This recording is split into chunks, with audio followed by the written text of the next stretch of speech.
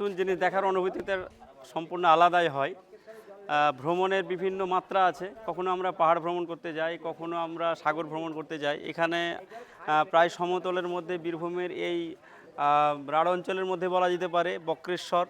এই বক্রেশ্বর যে উষ্ণ প্রস্রবণ, যেটা আমরা ভূগোলে পড়েছিলাম, তো ভূগোলে পড়ার পরে আমরা আশ্চর্য হয়েছিলাম, মাটি থেকে গরম জল টকবক করে ফুটছে, স্যারেরা বলতেন।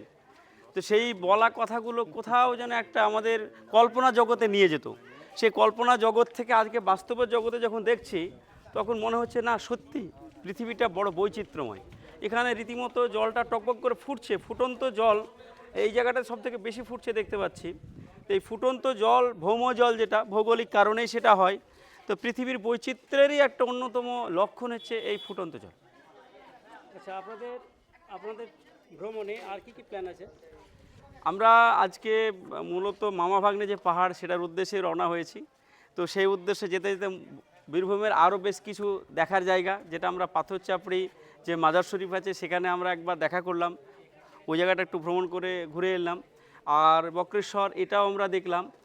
এরপরে আমাদের মামা ভাগ্নে পাহাড়, ওখানে আমরা যাব। ওখানে কিছু সময় কাটানোর পরে ব্যাক পথে শান্তিনিকেতনও একটু আমাদের যাওয়ার একটা উদ্দেশ্য আছে। দেখা যাক সময় কতটা সাপোর্ট করে।